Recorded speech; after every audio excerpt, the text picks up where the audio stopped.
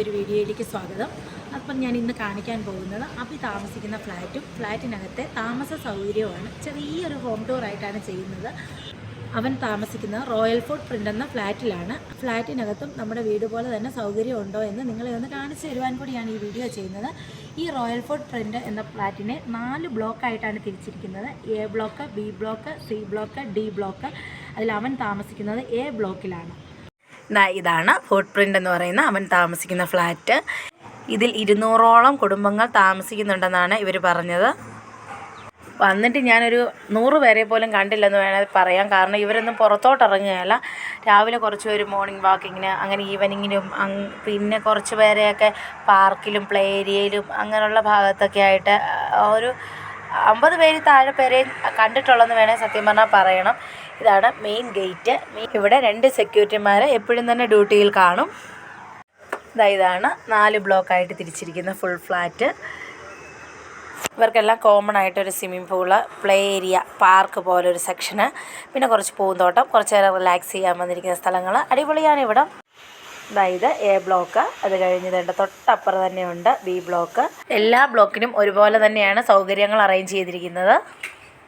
ഇനി തൊട്ടപ്പുറയായിട്ട് C block. ഇവിടുന്ന് നേരെയാണ് ഡി ബ്ലോക്ക്. ഡി ബ്ലോക്കിൻ്റെയും സി ബ്ലോക്കിൻ്റെയും ഇടയ്ക്കായിട്ട് ഇവർക്കൊരു കോമൺ ആയിട്ടൊരു സ്വിമ്മിംഗ് പൂളുണ്ട്. നല്ലൊരു സ്വിമ്മിംഗ് പൂള്, നമുക്ക് കണ്ടാൽ തന്നെ ഇഷ്ടമാകും. ഈ സ്വിമ്മിംഗ് പൂളിന് പ്രത്യേകത കൂടിയുണ്ട്. കുളിച്ചിട്ട് മാത്രമേ ഇവിടെ വന്ന് ഇറങ്ങാൻ പറ്റത്തുള്ളൂ. അതുപോലെ തന്നെ ഉച്ചയ്ക്ക് 1 മണിയാകുമ്പോൾ ഈ പൂള് വന്ന് ക്ലോസ് ചെയ്യും. 3 മണി വരെ ആർക്കും പ്രവേശനമില്ല ആ രീതിയിൽ.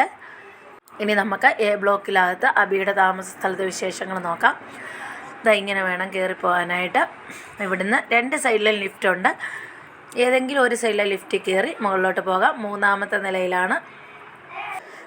ഇതുപോലെ തന്നെയാണ് ലെഫ്റ്റ് സൈഡിലും. ഏത് സൈഡിൽ നിന്ന് വേണമെങ്കിലും കയറി പോകാമെന്ന് ഞാൻ പറഞ്ഞില്ലേ. അങ്ങനെ ലിഫ്റ്റ് കയറി മേളിലെത്തുമ്പോൾ എ ബ്ലോക്കിൽ 302 എന്നുള്ള ഒരു നമ്പറാണ് അവൻ്റെ ഹൗസിന് കിട്ടിയേക്കുന്നത്. നമ്മൾ കതക് തുറന്ന് ആദ്യം കയറി ചെല്ലുന്നത് ഒരു ഹാളാണ്. ആ ഹാളിൻ്റെ ഇങ്ങനെയാണ് അറേഞ്ച് ചെയ്തിരിക്കുന്നത്. സൈഡിലായിട്ടൊരു ഷൂറാക്ക് വെച്ചിട്ടുണ്ട്. അവിടുന്ന് നേരെ കയറി വരുമ്പം ഐറുമോടെ ഒരു കുഞ്ഞി കസേരയുണ്ട്. തൊട്ടടുത്തായിട്ട് ഒരു സെറ്റിയ, അതിനപ്പുറം ഒരു ദിവാങ്കോട്ട്. ആ സെറ്റിയുടെ കസേരകൾ നേരെ ഫ്രണ്ടിലായിട്ടാണ് ഇട്ടേക്കുന്നത്. നടുക്ക് ഒരു ടീപ്പോ ഇട്ടിട്ടുണ്ട്.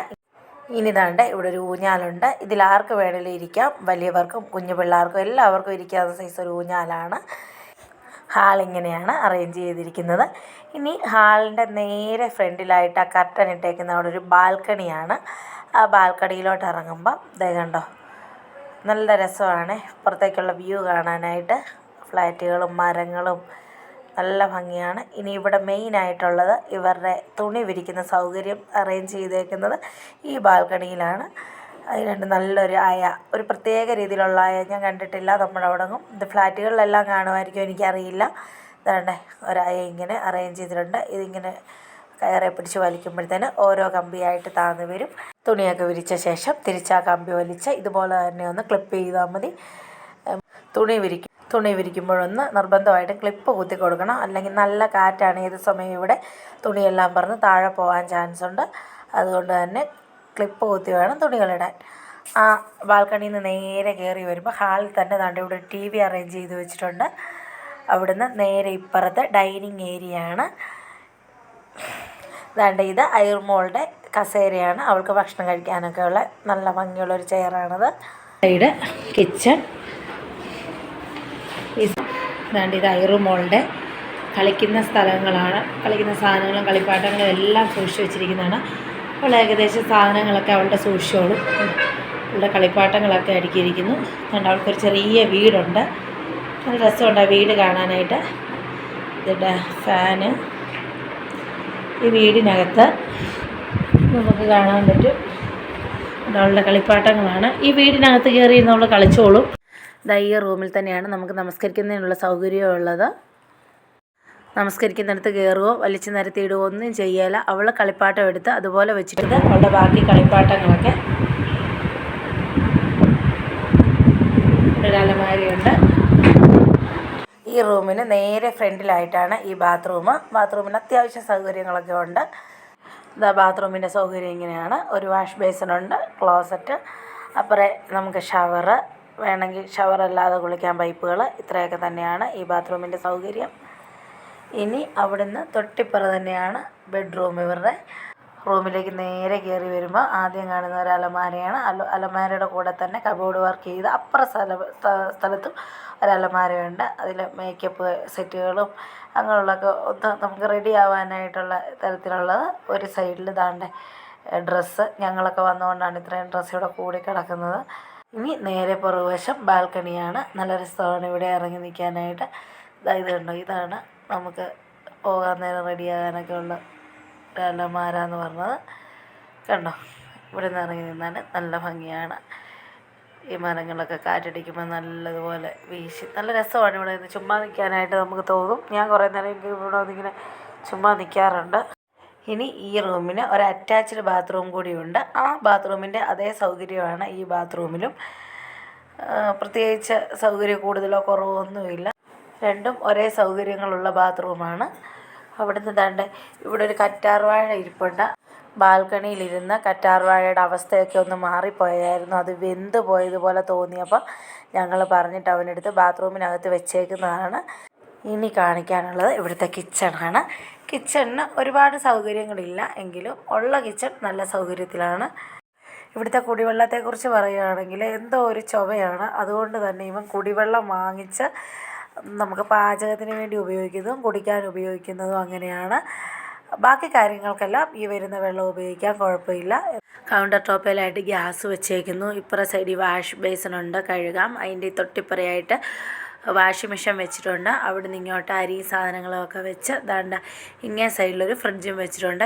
ഇത്രയൊക്കെ സൗകര്യമേ ഉള്ളൂ കിച്ചണിന് മാത്രമേ ഇച്ചിരി സൗകര്യക്കുറവായിട്ട് എനിക്ക് തോന്നിയുള്ളൂ. ഇനി ഫ്ലാറ്റിന് താഴെയുള്ള കുറച്ച് വിശേഷങ്ങളാണ്. കോമണായിട്ടുള്ള പ്ലേ ഗ്രൗണ്ടാണ്. അവിടെ വൈകിട്ട് കുട്ടികളൊക്കെ കളിക്കാൻ വരും.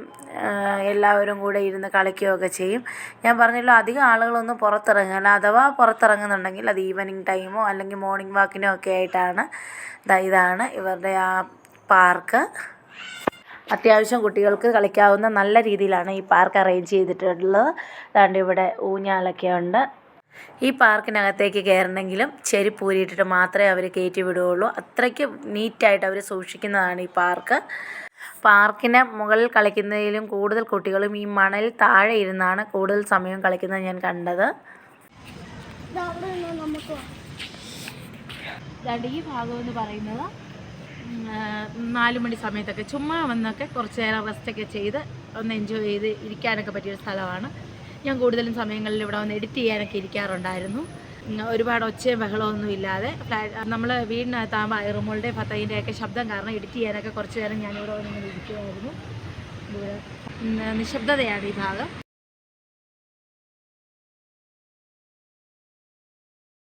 അപ്പോൾ ഇത്രയൊക്കെ തന്നെ ഉള്ളൂ ഈ ഫ്ലാറ്റിൻ്റെ അല്ലെങ്കിൽ ഈ ചെറിയൊരു ഹോം ടൂറ്. വീഡിയോ നിങ്ങൾക്ക് ഇഷ്ടപ്പെട്ടാൽ ലൈക്ക്, ഷെയർ, കമൻറ്റ് ചെയ്ത് സബ്സ്ക്രൈബ് ചെയ്യാൻ മറക്കരുത്. കൂടുതൽ വിശേഷങ്ങളുമായിട്ട് അടുത്തൊരു വീഡിയോയിൽ കാണാം. ബൈ.